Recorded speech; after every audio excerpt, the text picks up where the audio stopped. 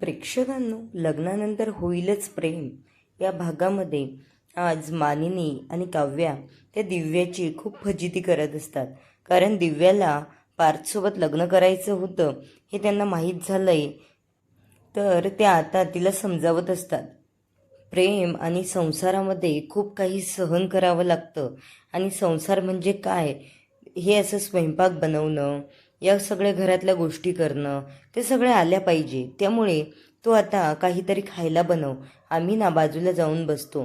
आणि दिव्याला काहीच सवय नसते कामाची, त्यामुळे तिची एवढी फजिती होत असते आणि या सगळी मजा बघत असतात हॉलमध्ये येऊन नंदिनी, मानिनी, काव्या आणि तिथे पार्थ पण येतो. पार्थ म्हणत असतो, तुम्ही सगळे इथे बसलेले आहात, मग स्वयंपाक किचनमध्ये कोण करतंय? तेव्हा काव्या म्हणत असते, तुमची लाडकी दिव्या. पार्थ म्हणत असतो, अहो काव्या, माझी नाही ती लाडकी, तुम्हीच माझी लाडकी आहात. नंतर ती म्हणत असते, बरं बसा तुम्ही, मी जाऊन बघते तिकडे दिव्या काय दिवे लावती तर. मानिनी म्हणत असते, हो बाई, जा तू पटकन आणि बघ काय करते ती.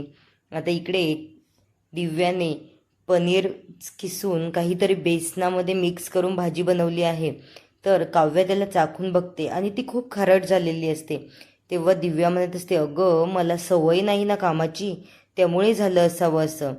तेव्हा काव्या म्हणत असते, अगं आता मी बघ काय करते तर.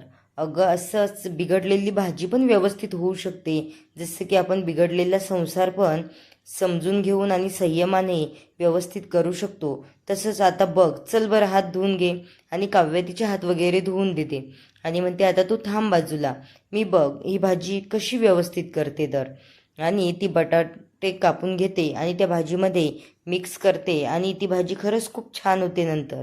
तेव्हा दिव्या म्हणत असते, काव्या तू खरंच हुशार आहे बघ. आणि दिव्या म्हणत असते, काव्या म्हणते दिव्याला, बघ आणि तू माझ्या नवऱ्याकडे प्रेमाच्या बाता करते. अगं मला माझा संसार नाही मोडू द्यायचा आहे आणि मी कशी तुला हे करेल ग. दिव्या म्हणत असते, अगं सॉरी, मला तसं नव्हतं म्हणायचं, पण चुकून माझ्याकडनं तसं झालं होतं. काव्या म्हणत असते, अगं बाई, लग्न झालेल्या पुरुषांकडे जास्त जवळीक साधायची नाही, म्हणजे ना आपल्याला अट्रॅक्शन होत नाही मग. तेव्हा दिव्या म्हणत असते, हो गं बाई. आणि काव्या तिला तिची बनवलेली भाजी खायला लावते. तेव्हा दिव्या म्हणत असते, वाव, खूप छान झाली खरंच. आणि दिव्या म्हणत असते, आता मला तुझ्याकडूनच प्रशिक्षण घ्यावं लागेल याचं, की स्वयंपाक कसा बनवायचा, भाज्यात किती मीठ टाकायचं, भाजी भाजी कशा कशाची कोणती भाजी बनवायची. आणि तिथे आता पार्थ पण येतो आणि पार्थ आणि काव्या दिव्याला हे दाखवत असतात की या दोघांचं बॉन्डिंग किती छान आहे. तर दिव्या अशी बाजूला जाते थोडीशी आणि काव्याची पार्थ किस करत असतो.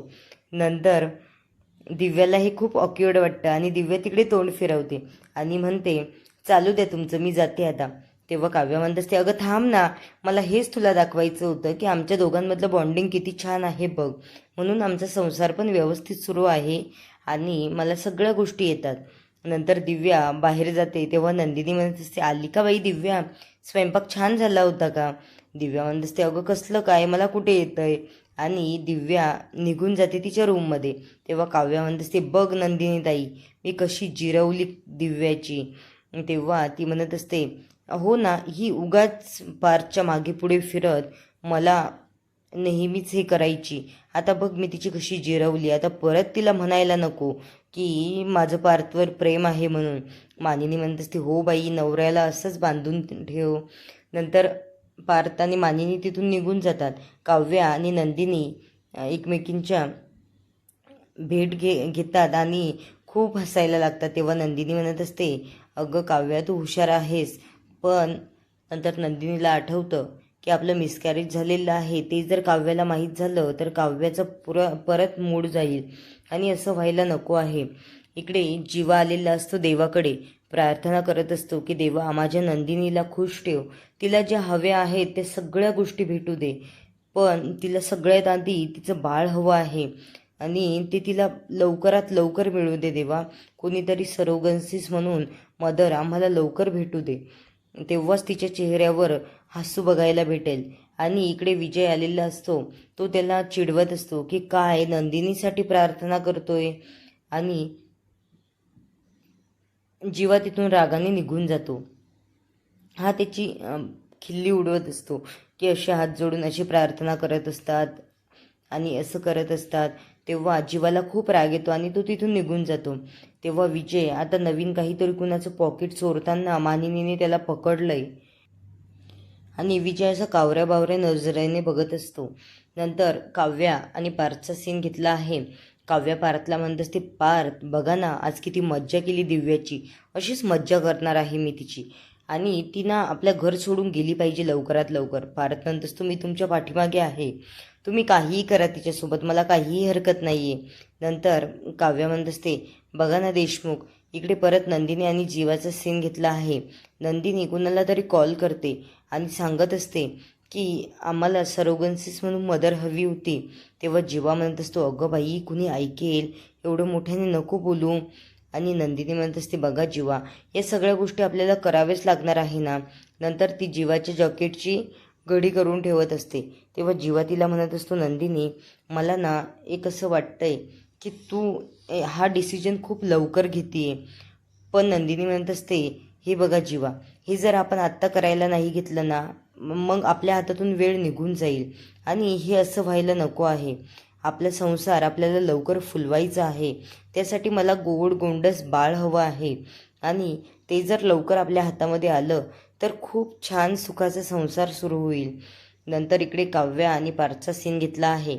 काव्या पार्थला म्हणते, मी तुमची छान पाठीची मालिश करून देते, आणि ती पाठीची मालिश करत असते आणि त्याला मागून असं पकडते आणि म्हणत असते, देशमुख माझं ना खरंच तुमच्यावर खूप प्रेम आहे आणि आता हे प्रेम असंच वाढत चाललंय. नंतर पार्थ पण तिथून उठतो आणि काव्याला मिठीत घेतो आणि म्हणतो, काव्या तुम्ही आहेच तेवढ्या गोड. मला ना पहिले वाटायचं की मी या मुलीसोबत कसा संसार करू शकेल, पण जेव्हा तुम्ही एवढ्या चांगल्या वागायला लागलात तेव्हा मला खरंच कॉन्फिडन्स आला आणि नंतर तुमच्यावर एवढं प्रेम झालं की तुम्ही सोडून दुसऱ्या कोणत्या मुलीकडे बघावंसंच वाटत नाही. तेव्हा काव्या त्याच्याकडे रागाने बघते आणि तेवढ्यातच त्याला दिव्याचा फोन आलेला असतो आणि तो फोन घेतो. नंतर दिव्या म्हणत असते, पार्थ काय सुरू आहे, मला ना करमत नाही आहे म्हणून तुला कॉल केला. पार्थ म्हणत असतो, अगं करमायला काय झालं, झोपली का नाही अजून. ती म्हणते, अरे बाबा कांदे कापत बसली आहे, उद्या सकाळचा नाश्ता पण सांगितला आहे ना मला बनवायचा, त्यामुळे. पार्थ म्हणत असतो, अरे बाप रे, कांदा कापतीये, छान. नंतर काव्य त्याला लिहून सांगते, एका दिवसात लग्न आणि संसाराचं अनुभव नाही येत, आणि तो तिला तसंच बोलतो फोनवर आणि हसायला लागतो. नंतर दिव्या खूप रागाने असं वाकडं चेहरा करते आणि नंतर म्हणत असते, बरं ठेव मग आता. तिला असं वाटतं की काव्या बाजूला असेल कदाचित, म्हणून हा असं बोलतोय आणि दिव्याला ते इरिटेट वाटतं थोडं आणि लगेच ती फोन ठेवून देते. पार्थ म्हणत असतो, बघा ना काव्या, लगेच तिने फोन ठेवून पण दिला. परत काव्या त्याला सांगते, असं बोला आता फोनवर. ती त्याला लिहून सांगत असते की आता तुझी बाहेरून ऑर्डर वगैरे आणणं बंद केलीस का तू, बाहेरून काहीच ऑर्डर करत नाही का. दिव्या म्हणत असते, अरे नाही बाबा, मी सगळं घरातच बनवून बघते.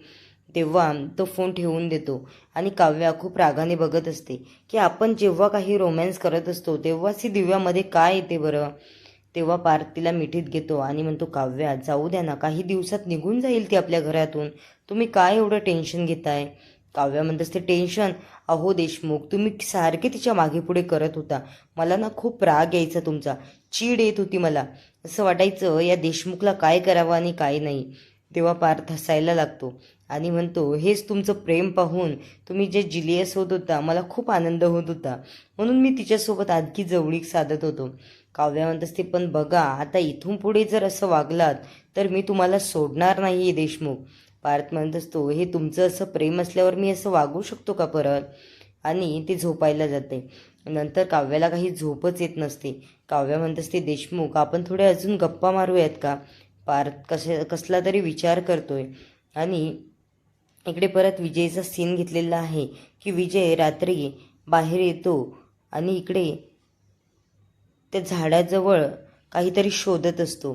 त्याने ते पॉकेट लपवून ठेवलेलं आहे. तेव्हाच मानिनी त्याच्या मागून येते आणि त्याला बघते आणि डायरेक्ट विचारते की विजयराव काय करता इथे. नंतर ते जीवा आणि नंदिनी त्या मॅडमला भेटायला गेलेले असतात. तेव्हा त्या मॅडमसोबत बोलताना त्यांना मानिनीने तेवढ्यात लगेच नंदिनी येते आणि आता नंदिनी काय रिॲक्शन देते ते पुढील